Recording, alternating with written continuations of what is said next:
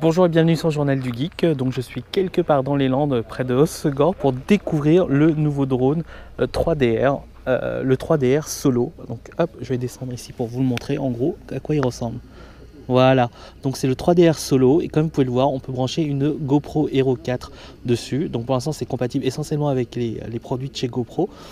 Donc forcément ça va limiter un peu le truc. Par contre c'est quand même super génialissime.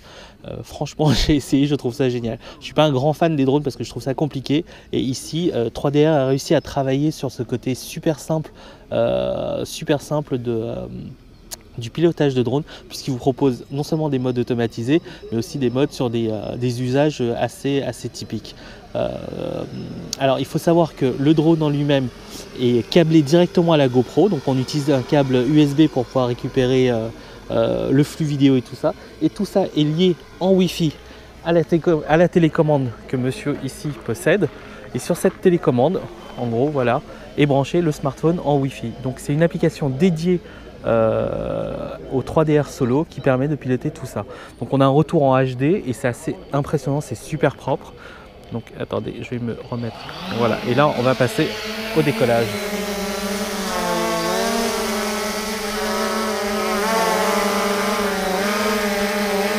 Donc vous pouvez voir, ça fonctionne plutôt pas mal.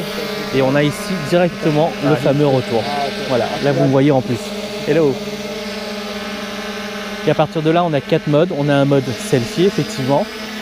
Donc en fait, le drone va faire lui-même le bon mouvement. On a juste à calculer l'amplitude, jusqu'à quelle hauteur ça monte, jusqu'à quelle distance ça va, etc. Et à partir de là, il va tout faire. Il a aussi 2 autres modes, qui est le cable cam. Donc le cable cam, c'est un mode assez intéressant sur le fait d'avoir une sorte de câble virtuel imaginaire, et à partir de là on donne comme ordre au drone d'aller d'un point A à un point B, et lui il va faire le mouvement tout seul et vous aurez juste à contrôler la fameuse GoPro. C'est assez intéressant parce que tout est vraiment contrôlable depuis cette fameuse application. Voilà, on peut le voir. Voilà. Hop, on va montrer ici. Il y a aussi le mode orbite et le mode follow. Donc follow c'est assez classique, ça va vous suivre, tandis que le mode orbite, en gros vous décidez d'un point A et il va commencer à tourner autour et vous pourrez contrôler juste la caméra. C'est assez impressionnant parce que ça vous permet de faire des spirales au-dessus, et tout ça jusqu'à maintenant ça demandait beaucoup de pratique. Ici c'est complètement automatisé. Bon après suivre un drone avec la caméra ça va pas être facile, mais en gros voilà. Alors on va faire le mode orbite, comme ça voilà, on vous montre en gros comment ça marche. On choisit un point d'intérêt, voilà. On choisit le point d'intérêt et puis à partir de là, il va pouvoir faire sa mise en orbite entre guillemets autour du point d'intérêt. Et comme vous pouvez le voir sur la vidéo, on peut soit baisser, soit avancer. C'est assez amusant. Alors je sais pas si on voit beaucoup là. On est en extérieur, donc je vous montrerai une autre vidéo plus tard. Mais voilà comment ça peut marcher.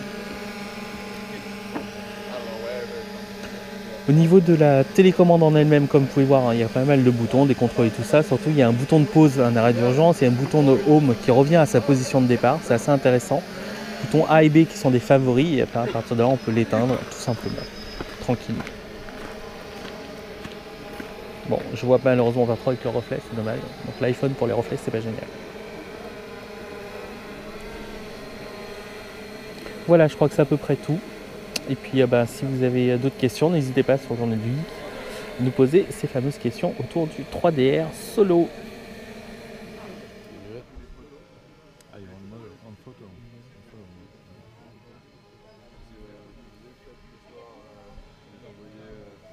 It was a nice reflection.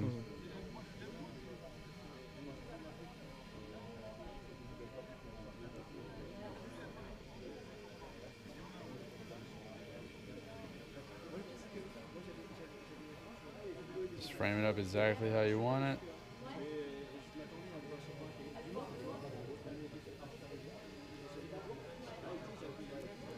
Pretty cool.